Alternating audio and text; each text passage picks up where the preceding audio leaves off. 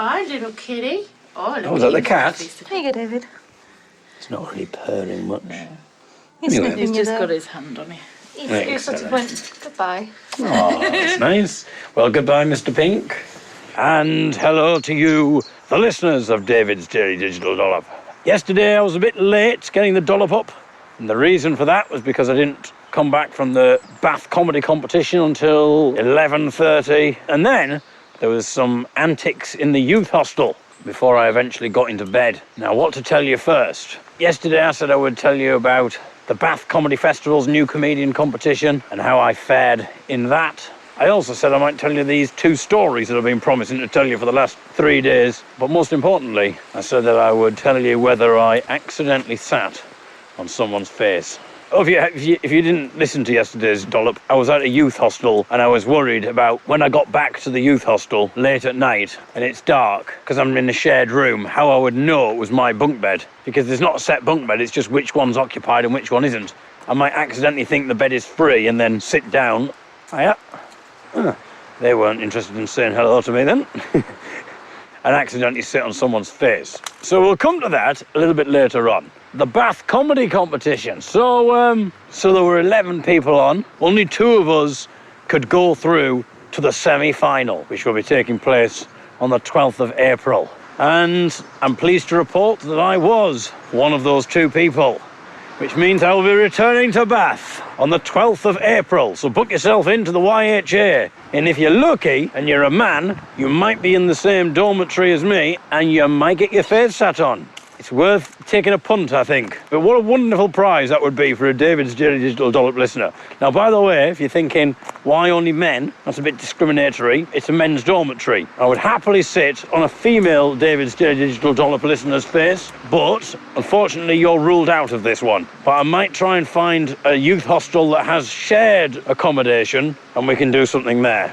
Because I know there'll be letters. There'll be complaints. But that's the 12th of April. I shall be back in Bath to take part in the semi-final. And it's quite a big deal, this one. Winners of this particular competition have included Rob Beckett and Joe Lycett.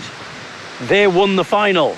I'm through to the semi-final. There's still a long way to go. I thought it would be nice to take you on a more pleasant walk today. The last 2 walks have been rather harrowing affairs, and I thought it would just be nice to take you on a peaceful, quiet walk with no complications. I say, there's a trip over a tree trunk.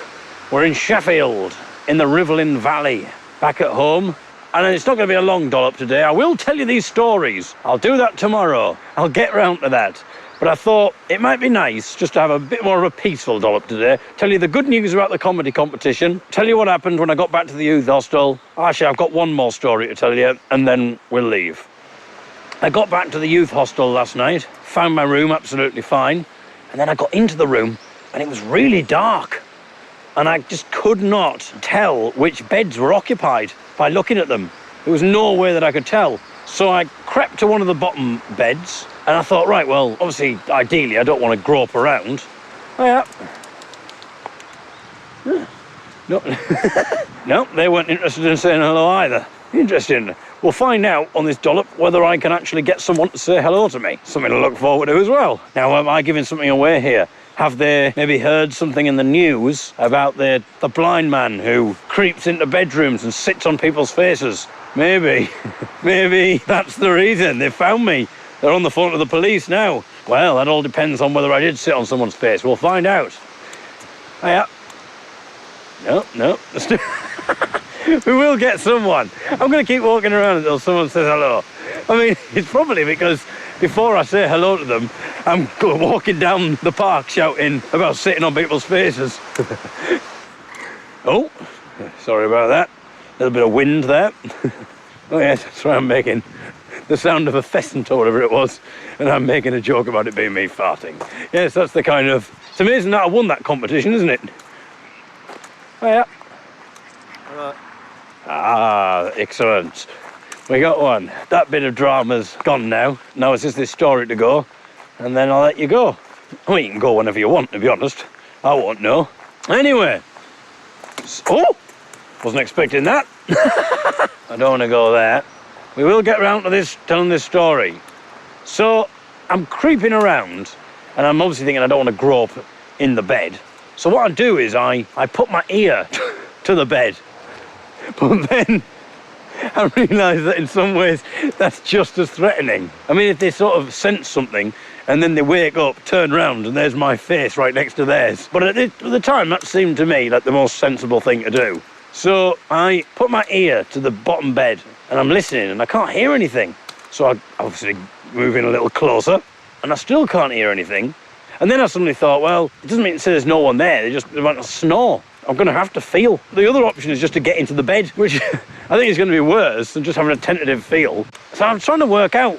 I'm sort of just stood there and I'm trying to work out the best way of essentially groping someone in the least egregious way that I can. I was trying to work out what the most subtle way of groping would be. So I put my hand out. I thought, use the flat of your hand. Obviously, don't clench it like a claw. So I just took my hand and I just lightly sort of stroked the bed. And I'm stroking the bed and I'm thinking, I think that's a leg under the sheets. But I can't tell because it could just be the way the sheets are folded. So I thought, I'm going to have to, I don't know, how am I going to, I'm sort of thinking now, how am I going to do it? Do I go under the sheet a little bit? So I sort of just put my hand under the sheet just to see. And indeed, there was a leg there.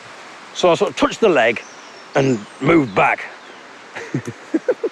So then I thought, right, I've got to check the top bunk now. And I'm now a bit worried as well that I've just touched someone's leg and they might wake up and I'm still stood there. So I'm thinking, right, I've got to, this time, there's no faffing around, just go straight for it, just go straight for it. So I just got the top bunk and I'm a bit panicky at this point because I'm like, the person who I've just groped, they're probably going to wake up now, so I need to move on as quickly as possible. There's no time for the stroke. I'm going to have to go straight for the grope.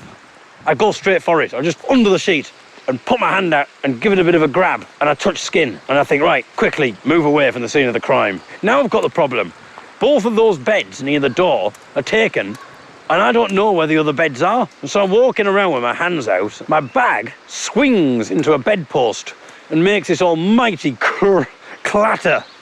And now I still need to know whether there's someone in this bed. The person who I've just previously groped is now turned over. And I'm thinking, oh, bloody hell. And I've still got to find out whether there's someone in this other bed. Now I'm thinking, what do I do? I think I'm deliberating for too long. And now I'm getting desperate. I'm getting panicky. I'm not thinking straight. So this time I just put my hand straight out, go for the grope of the leg. But in my haste, in my panic, I've not remembered to go for the bottom of the bed. I've gone for the top of the bed. So I just grab hold of someone's nose. This person lets out this snort. I can hear the person who I've just groped before still turning around a little bit, like tossing it in their sleep.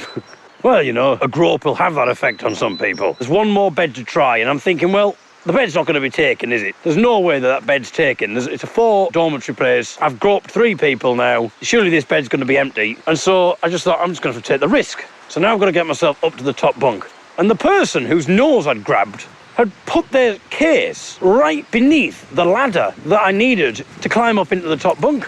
They'd positioned the suitcase right there. And the trouble is, they'd perched their shoes on top of the suitcase. I didn't really want to move the case because I thought that's going to make a bit of a racket. So I just had to hoist myself into bed, not using the ladder. So it was quite the experience. And then after that, I couldn't fall asleep anyway because I had too much adrenaline coursing through my brain. Well, I just groped 3 men. 2 legs and a nose. You can't just fall asleep after that. So I've got too much adrenaline in my system. Plus, I hadn't uploaded the Dollop yet, so I've hardly had any sleep. But I'm sure you'll agree that it has not affected the quality of today's Dollop. It's been a roller coaster of a ride. And I think you'll probably also agree that the whole comedy competition win is nowhere near as exciting as groping 3 men and the story of that grope that I've just imparted to you.